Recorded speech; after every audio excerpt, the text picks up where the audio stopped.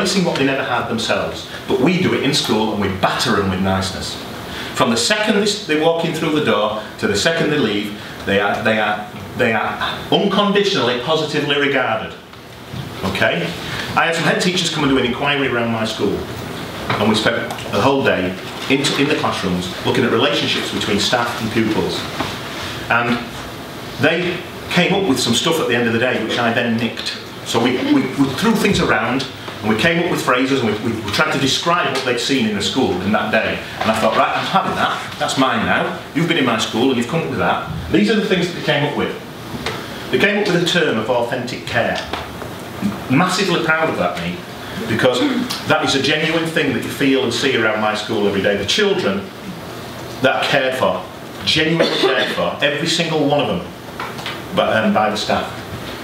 The other one is this, love this, intimacy, warmth, banter and trust.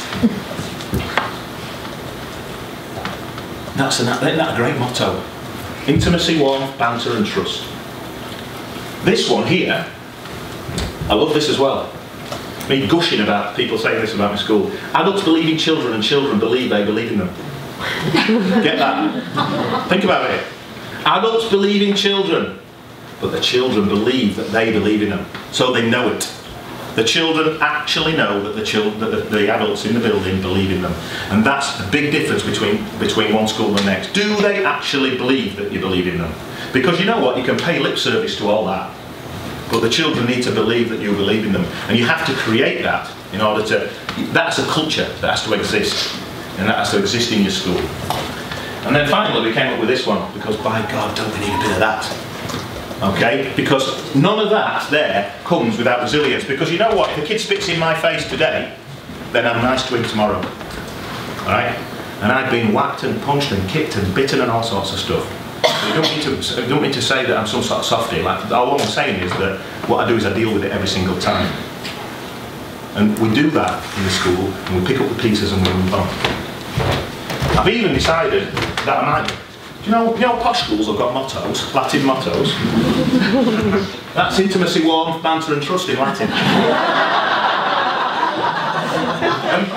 Thinking to put it on the website. Or on the uniforms. We're going to put it on the uniforms. What's that mean? Okay.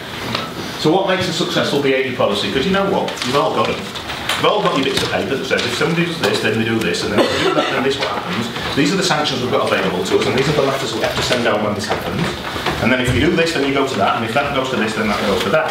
Well, what I've done is I've taken that concept of the behaviour policy and took it to pieces about what really, really matters about behaviour. And you know what it came down to? So it came down to what goes on in the classroom. What happens in the classroom, what do the teachers do with the children? Because that's the behaviour policy. Because actually, to be honest, I haven't got any sanctions available to me anyway. Because the kids have had them all. So they don't care. And you'll always get kids who don't care about sanctions. So actually, the more you bombard them with sanctions, the more they don't care. So what you do is you flip it on its backside and you say, right, okay, what we're going to do is we're going to make sure that we invest in the teachers and in the classrooms and in the learning environment and get it right in the classrooms and the curriculum. And let's make sure that every single teacher, not only have they got unconditional positive regard, they've also got the skill to work with the children in the classroom and to deliver the appropriate curriculum that engages them. And there's your behaviour policy. And my behaviour policy I put through Wordle. And this is the result of putting, for those who don't know what Wordle is, are you all familiar with Wordle? Wordle, you take a document, you put it on a website, and what it does is it looks at the most recurring words and prioritises them in a diagram. So the words that occur most in your policy will then be bigger in a diagram. And this is my behaviour policy through Wordle.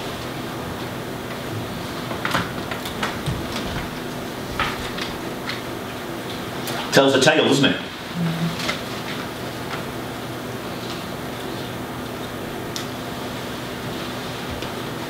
I'm going to finish with a couple of video clips. And a couple of video clips I'm going to show you how we at Springwell and Barnsley